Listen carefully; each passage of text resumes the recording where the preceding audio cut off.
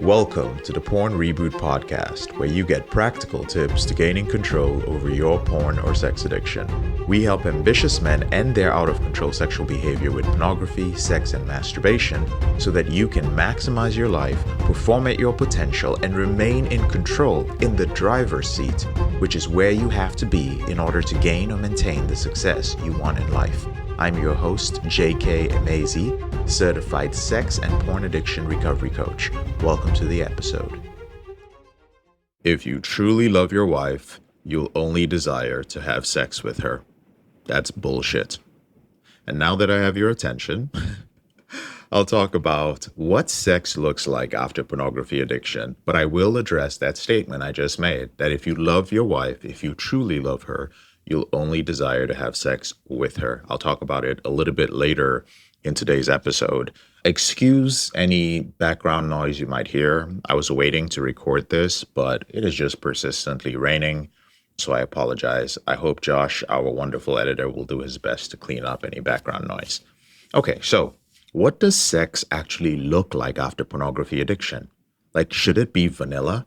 When I've watched all the flavors, for years, or perhaps you've had a taste of some of these flavors in real life as well. What if my partner is a good girl or a traditional woman? Do I risk her judgment by asking her for whatever freaky things in bed? How can my sex life be normal after years or decades of masturbation to so many different women, men, and scenarios and everything in between, transgender individuals? And what if I feel that my sexuality is repressed? Like, what if I feel that it's just there, bubbling ominously beneath a veneer of societal rules, monogamy, religious expectations, the stifled primal roar of my biological needs? I have seen more relationships fail after rebooting from pornography addiction than before. And it's easy for a man to say, well, I hurt her and I lied to her for all those years, so it's no wonder. Not really, sir, not quite. It's slightly more complex. And here's the secret. Listen up very carefully. There are no rules except those you and your sexual partner agree on together. Human sexuality has been controlled by society, by religion, and family for a long time. Your porn addiction was in part fueled by the shame and taboo nature of the act. Yet your reboot and recovery required you to step into the light and acknowledge your behaviors, your secrets, and your emotions. At least to trusted individuals like your therapist, your recovery coach, your accountability partners, your wife or girlfriend, perhaps even a friend or two. Yet your reboot and recovery, whichever you decide to call it, required you to step into the light and acknowledge your behaviors, your secrets, and your emotions.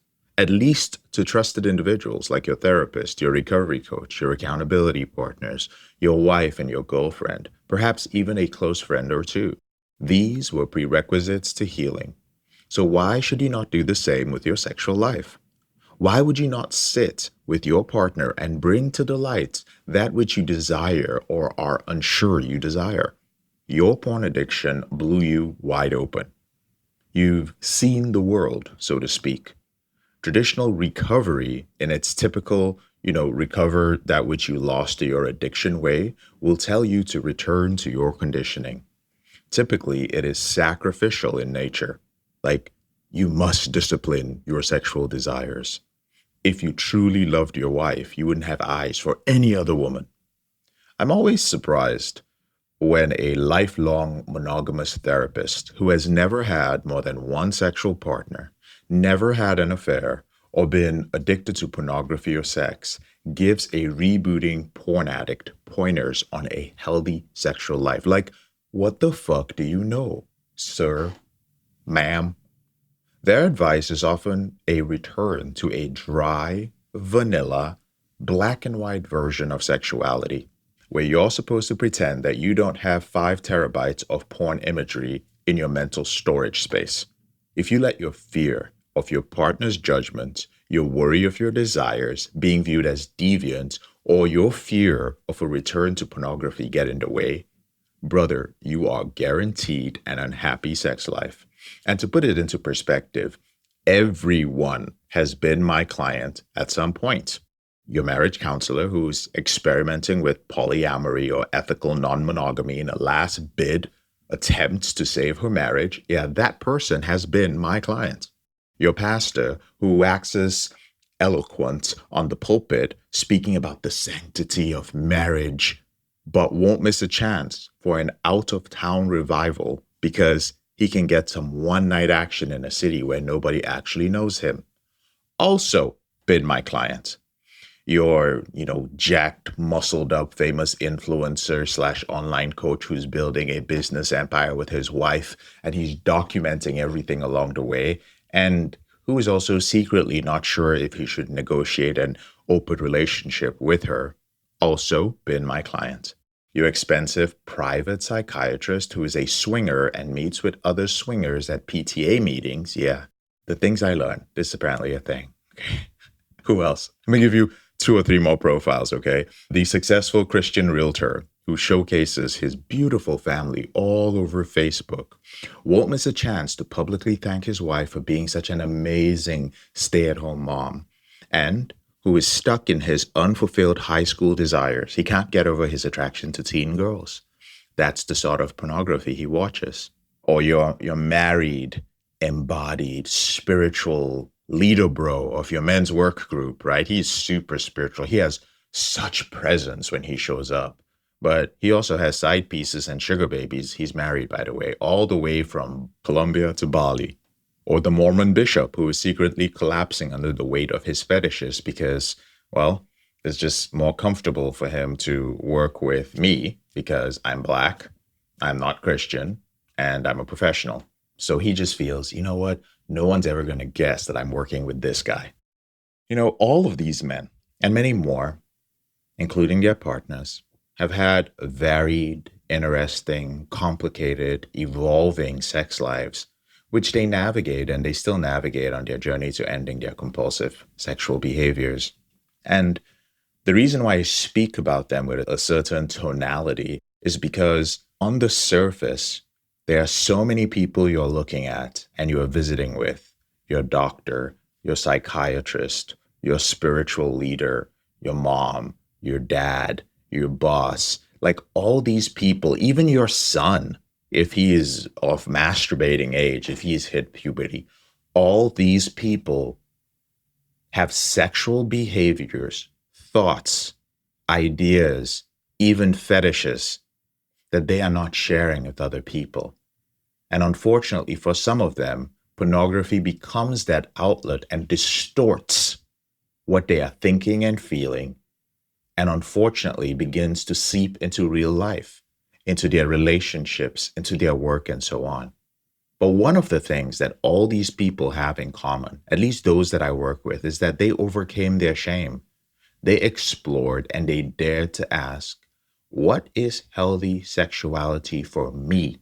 And they courageously defined it for themselves. So it doesn't matter how much they hid it.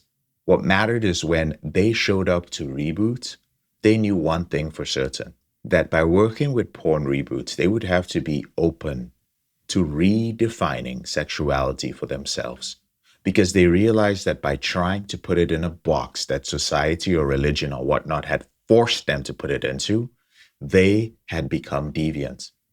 See, the only constant that I have found is that those who had the happiest and most fulfilling consensual sexual lives were those who knew exactly what worked for them sexually. They engaged in it and they had no shame around it. Now, back to that bullshit belief that I mentioned earlier, that if you truly love your wife, you'll only desire to have sex with her. Listen, all men, all of them, all men at some point or another have fantasized about other women sexually. There are exceptions, I would say maybe 2% of men. And if you're listening to this, you are not one of them, unless you're like impotent or something. The only difference with a rebooter is that he acknowledges his capacity to fantasize via pornography or in his imagination, to sexualize and to have sex with other women outside of his primary monogamous relationships. I'll say it again. The only difference with a rebooter is that he acknowledges this capacity. He says, there is a part of me that, given the opportunity, will fantasize deeply or will even step out of this situation I'm in monogamously. But the fact that he's able to acknowledge his capacity to do so gives him power over temptation.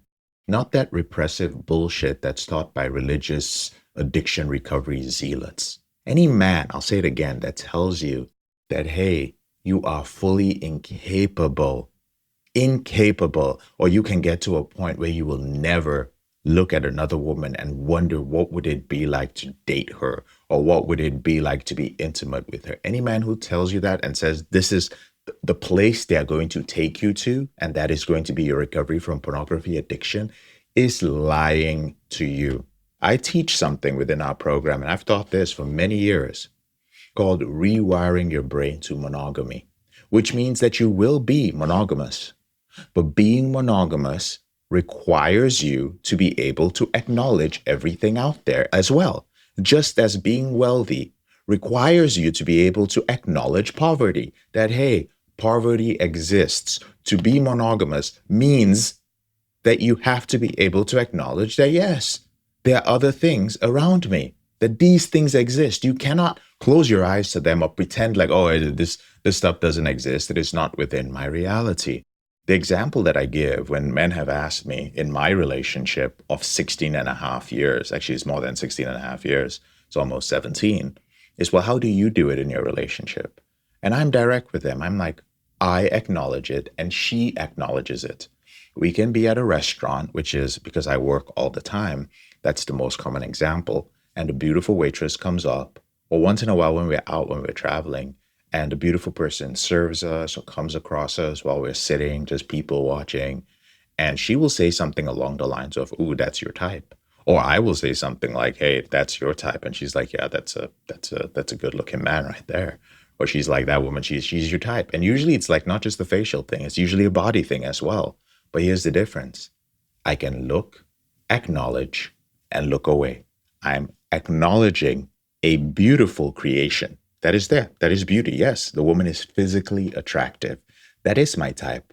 And my partner is secure that she knows my type and she knows where my limit is. The same goes for me and her looking at a handsome man. I'm going, hey, that's a good looking man. That's your type. That she's like, yep, that is my type. But we are both grounded in reality. Why? Because we don't know who these people are. Acknowledging it does not mean we're going to have sex with that person. It doesn't mean that we're going to get to know the person. We're just acknowledging what we see. And because of that, there is no repression within the relationship. We take power over that thing. The bottom line, my brother, is that you must acknowledge and make peace with this aspect of your biological reality in order to free yourself from sexual slavery. And this is the first step to creating a fulfilling sex life after rebooting. If you'd like to learn more about this, a week ago or so, we had a connection and confidence workshop with our dating reboot coach, Andrew. I was there. I answered some questions with him. It was very enjoyable. We had one of the biggest show up rates of our workshops in recent months. And if you'd like to watch the replay, I'll leave a link to it in the description below this podcast episode. Just check it out. And if you're still working on, as a single guy, on controlling your behavior with pornography and learning how to date women in a healthy, intimate way with an ultimate goal of finding yourself a life partner, then this is something you might want to check out. I'm JK, your brother in this struggle. Thank you so much for listening to this episode of the Porn Reboot podcast. I'll speak to you later on in the week. If you found this episode helpful, here are 4 ways I can help you with your out-of-control sexual behavior for free. The first way is to grab a free copy of my book, Confessions of a Porn Addict, 7 Secrets of Porn-Free Men at elevatedrecovery.org, or visit the link in the description below this episode. The second way is if you're not sure where to start, but you'd like to learn more about my team and I, if you'd like to spend time with like-minded professionals and business owners who are controlling their behavior, then join our free and confidential group, the Porn Reboot Group on Facebook. There's a link to join in the description below this episode. The third way is if you need help right now because you have a burning issue, your behavior with pornography is hurting you mentally or emotionally, you're about to lose your relationship, you want to live up to your potential, be an authentic man, and free yourself from shame, guilt, and underachieving, then click on the link in the description below this episode that says free coaching call. And the fourth way is to leave us a 5-star review if you enjoy this podcast, so that we can reach more men who are struggling in silence and bring back the lessons we learn from coaching them to freedom.